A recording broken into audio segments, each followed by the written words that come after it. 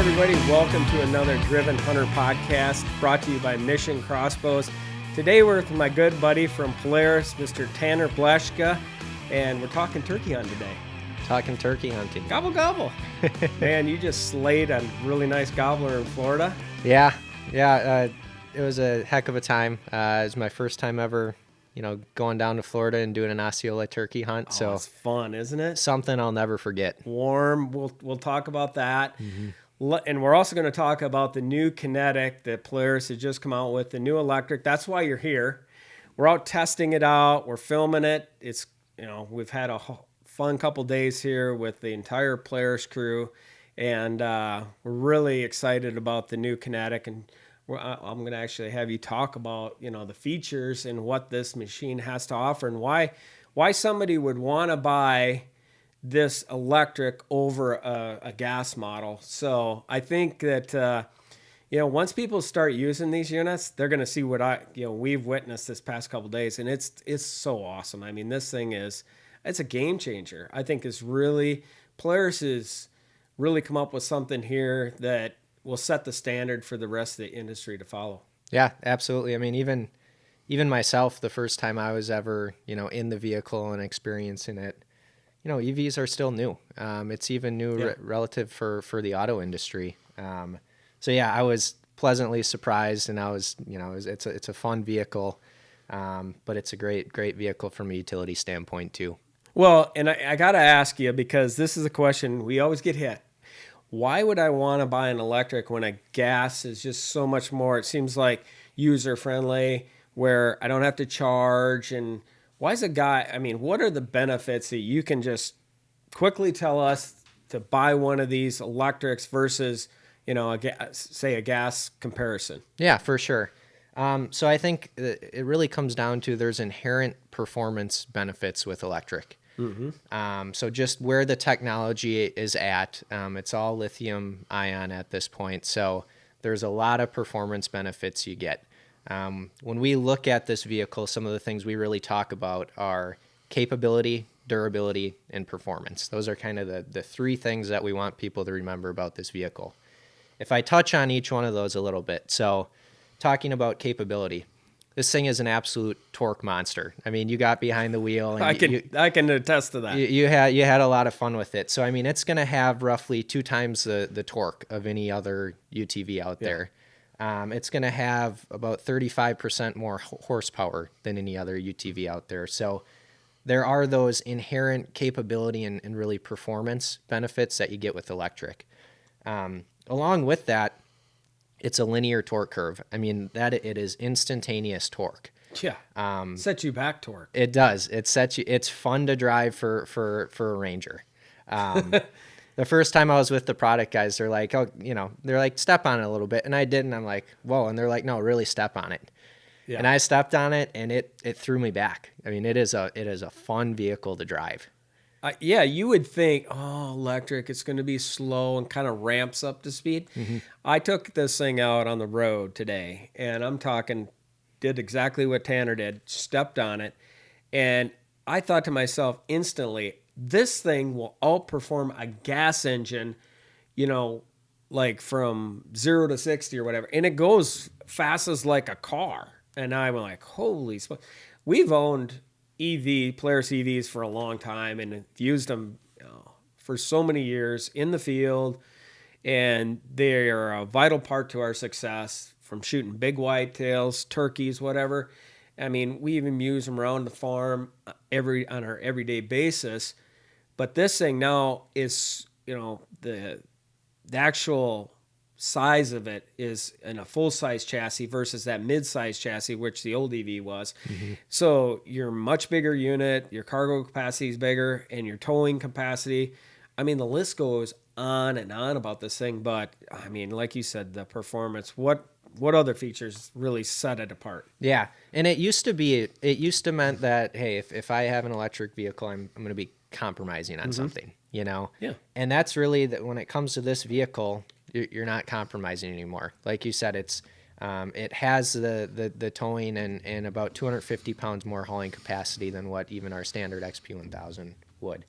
So some of the other things about the vehicle, I think probably the first thing anyone and everyone's going to notice, especially the hunters, it's quiet.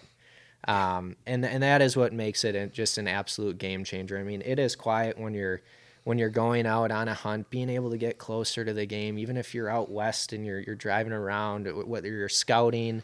I mean, oh my gosh, the noise or lack of is just a complete game changer. I would think that would be a huge benefit if you're out elk hunting and you're on a ranch and you're spending the whole day in the mountains and you're driving the ranch roads and you're traversing, steep terrain where battery usage is very important. And if you can go all day where you're just float calling or you're just chasing game and, cover a lot of country, it's going to put the odds in your favor. I mean, versus you can't walk that many miles and stay quiet without exhausting yourself, and driving a gas around is going to blow all the game out of the entire area. So, yeah, I mean, talk about an elk hunting machine. This is it. Yeah. And I mean, yeah, speaking of in the mountains, so sometimes you're going to be hunting with people, and it's really nice just to be able to talk to people too, right? Like imagine you and Nicole scouting or glassing and being able to say, oh, hey, right over there, right? You're not having to talk over an engine. So yeah, right. That's a big thing too. And I think that leads me into my next point too. I mean, a lot of people, one of the first questions we always get, well, what's the range like, right? Surely you can't have the power, the capability, and have good range too. We do have two trims with this vehicle. We have a premium trim and an ultimate trim. With the ultimate trim, you're looking at 80 miles of range. And I know that's sometimes hard for people to comprehend. That's a long ways. Yeah, it is a long ways. I mean, a lot of times people will say, well, I'm in my Ranger all day. Battery's not going to be good all day. Yeah. I mean, even look at what we did today. We were bumming around in that thing, from 4:30 in the morning to, I think we took a break around 2, and that lost maybe 15, 20% of battery. I lost one little bar on an entire bar meter. Mm-hmm. And, I feel like with that unit, I've had it here for a few days, and I charged it right away when I got it, and it hasn't used anything since. And we've been out turkey hunting with it all week. And I feel like I could go the entire week without even plugging the thing in and charging it, again. Versus the old days, every night, plug it in and recharge. So, these are, so comparable or just like the new, electric pickup trucks and cars out there. That's the same technology you guys have brought into this unit. Yep, absolutely. So it's, again, I've said it all along. It's a game changer. After spending time on it, I really think that, people are like, man, that seems expensive, talking about the cost, about what this thing's going to retail for and what it's going to sell for. And, why would I buy that when I can buy a gas?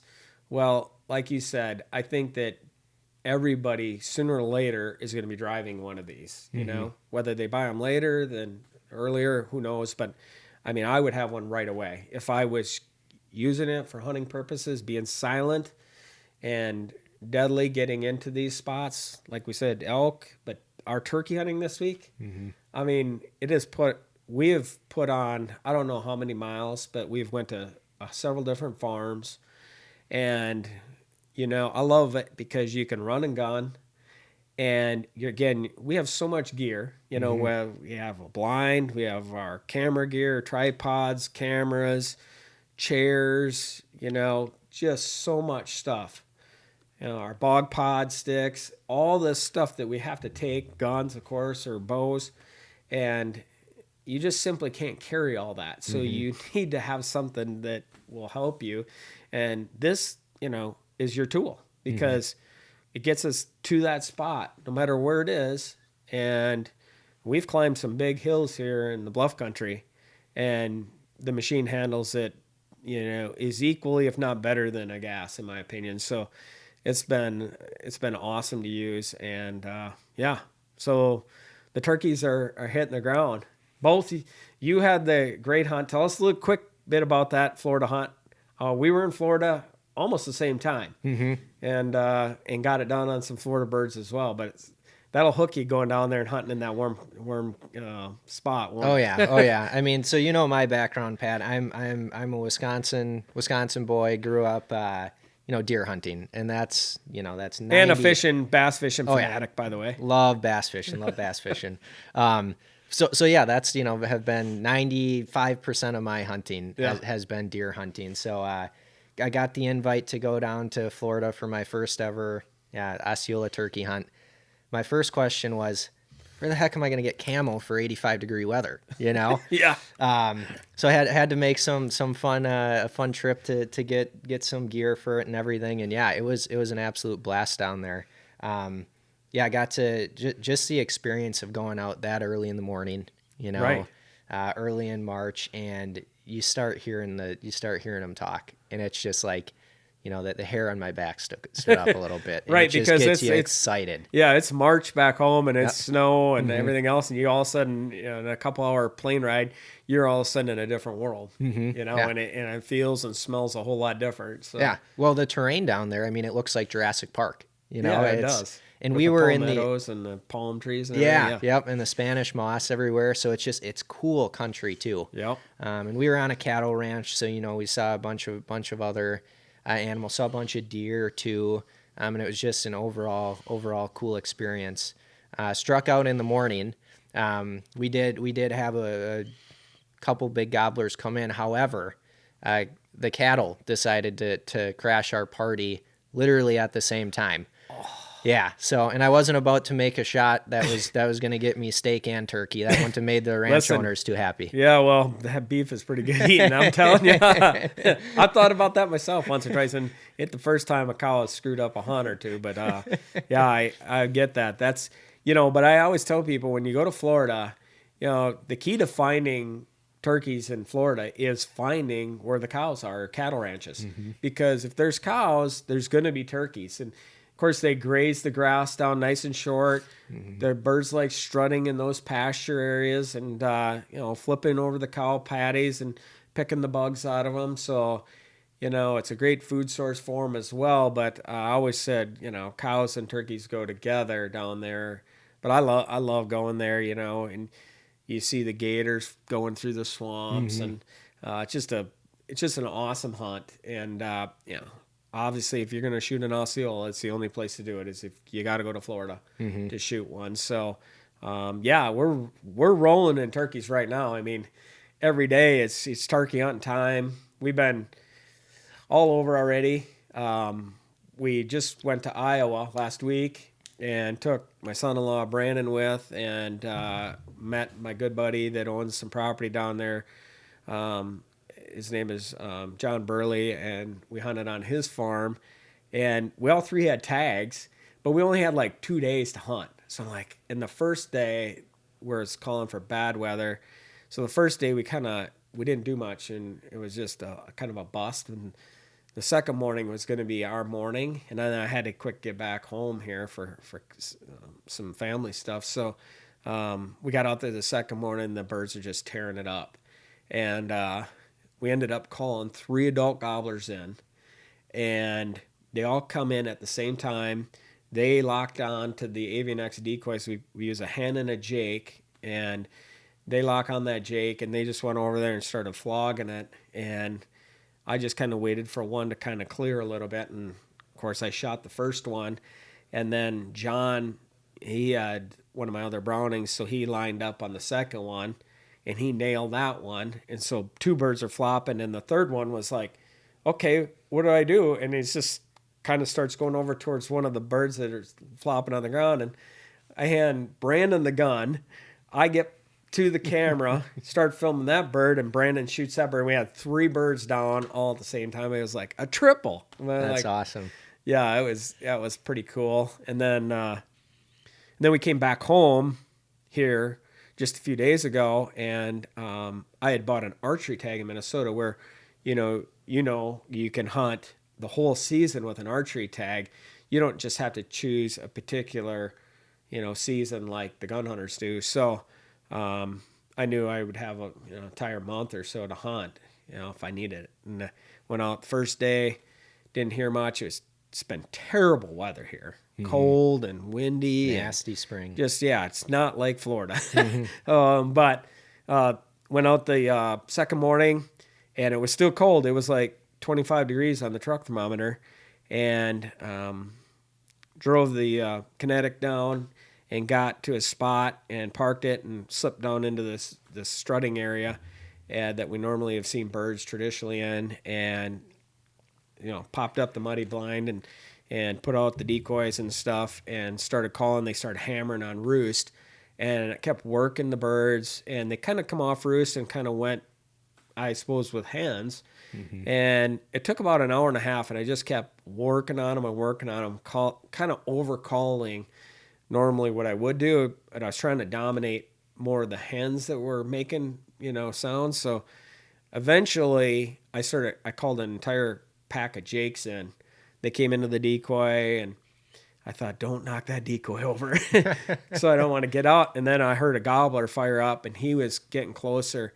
And when he saw them jakes over there on that decoy, they came. He closed the distance, and he came right in, like right to the decoy. And I was shooting my new Matthews, and got back full draw. And as soon as he came around and gave me a frontal shot, I just zipped him, and he went 5 yards and whoop. So I had a gobbler with a bow, which is a pretty cool accomplishment. For sure. And I wouldn't consider myself a diehard archery turkey hunter because I like shooting them with the shotgun in the face. Yeah. But there's nothing like shooting one with a bow. It's an ultimate challenge, and it worked out. And then this week we're out chasing, birds with Nicole, and you guys are down, and it's a lot of fun. So yeah, I had to break some bad news to Pat. So after Pat got that turkey, he sent the pictures to a couple of his buddies at Polaris, and it was making the rounds. Yeah, brown nosing a little.